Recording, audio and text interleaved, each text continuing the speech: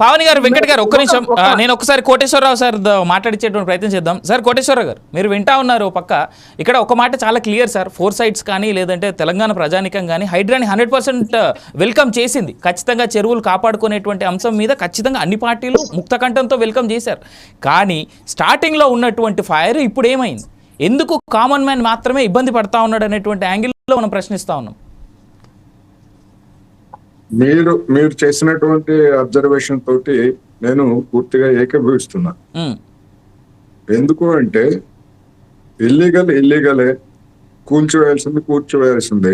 కానీ కొన్నింటి పట్ల ఎందుకు సహనం వహిస్తున్నారు, లేకపోతే కొన్నింటి పట్ల ఎందుకు వదిలేస్తున్నారు అనే ప్రశ్నకి రాష్ట్ర ప్రభుత్వం కానీ లేదా హైడ్రా అధిపతిగా ఉన్నటువంటి రంగనాథ్ గారు కానీ ఆ సంస్థ కానీ ఖచ్చితంగా జవాబు చెప్పాల్సింది. ఎందుకంటే లేకపోయేట్లయితే దీనిలో ఏదో దురుద్దేశాలు ఉన్నాయనేటువంటి అభిప్రాయాలు కూడా ఉంటాయి.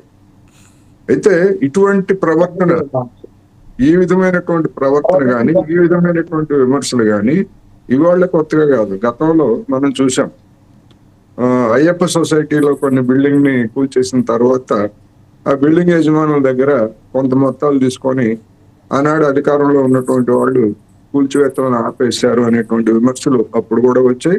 సరే, ఇప్పుడు కూడా కొంతమంది అటువంటి విమర్శలు చేస్తున్నారు. వాటిలో నిజం ఉందా లేదా అని నిర్ధారించడానికి కానీ లేకపోతే అసలు ఏమీ లేదని చెప్పడానికి కానీ నేను సిద్ధం కాదు. ఎందుకంటే అటువంటి ఏవైనా ఉంటే స్పెసిఫిక్ గా కంప్లైంట్స్ చేయాలి, కంప్లైంట్స్ చేసి విచారణ జరపాలి. లేకపోతే అనేకమైనటువంటి ఆరోపణలు వస్తున్నమాట వాస్తవం. ఇక్కడ సమస్య ఏంటంటే కాంపెన్సేషన్ గురించి అనేటువంటిది ఇవాళ మన ప్రధానమైనటువంటి చర్చ.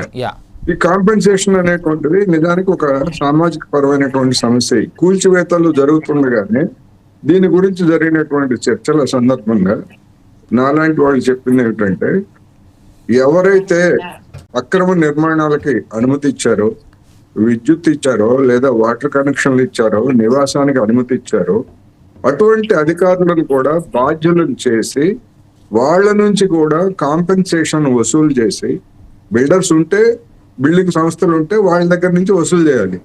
లేదు అవి అమ్మేసుకొని వెళ్ళిపోతే మామూలు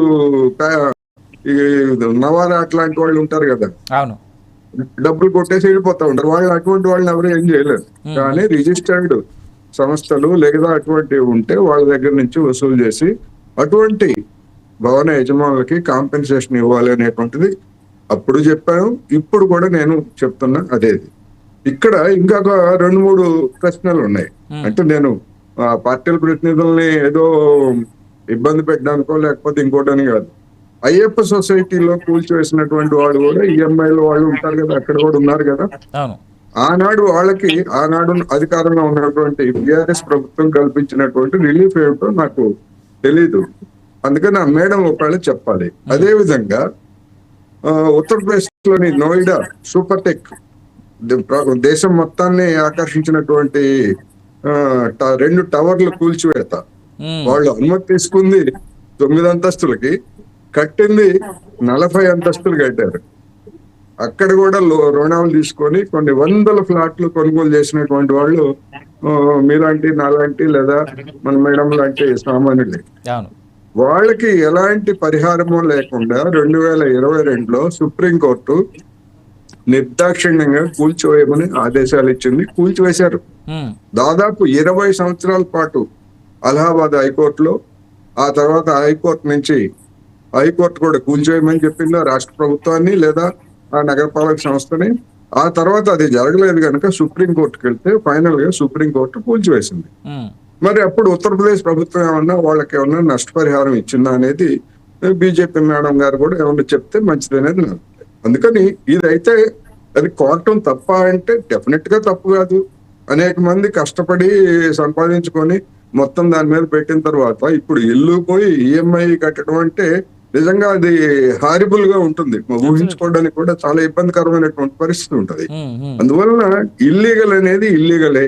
అధికారులు అనుమతి ఇచ్చిన సుప్రీంకోర్టులు గతంలోనే స్పష్టంగా చెప్పాయి, స్థానిక సంస్థలు లేదా అధికారులు ఏ అనుమతులు ఇచ్చారు, ఏ అనుమతులు ఇవ్వలేదు, ఇచ్చారా లేదా అనేటువంటిది కాదు. నిబంధనలకు విరుద్ధంగా ఉంటే ఎవరైనా అనుమతులు ఇచ్చినా గానీ అది చట్ట విరుద్ధమైనటువంటిదే, దాన్ని కూల్చివేయాలి అనేటువంటిది సుప్రీంకోర్టు డెఫినెట్ డైరెక్షన్ ఇచ్చింది. ఎందుకంటే సముద్ర తీరాల పక్కన ఉన్నటువంటి వాటిలో అదే సూపర్ టెక్ కూల్చివేసినటువంటి సందర్భంలోనే కోట్ల రూపాయలు, మీరు అన్నటువంటి కోట్ల రూపాయలు విలువ కలిగినటువంటి ఫ్లాట్స్ క్వశ్చన్ పక్కనే ఉన్నటువంటి మరాదు అనేటువంటి గ్రామంలో అక్కడ కూడా 3 టవర్లు 4 టవర్లు నిర్దాక్షిణ్యంగా కూల్చివేయమని చెప్పింది. కాంపెన్సేషన్ కూడా ఏమి కోర్టు అవార్డు చేయలేదు.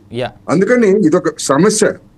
కోర్టు చెప్పినంత మాత్రానే ఇది ఇవ్వక్కర్లేదు అని తప్పించుకోమనేది నా ఉద్దేశం కాదు. డెఫినెట్ గా ఇది ఒక సమస్య. అటువంటి వాళ్ళకి ఏ విధంగా ఆదుకోవాలనేటువంటిది ప్రభుత్వాలు డెఫినెట్ గా దాన్ని చూడాలి అనేది నేను ఈ సందర్భంగా కూడా చెప్పదలుచుకున్నాను. రైట్, మీరు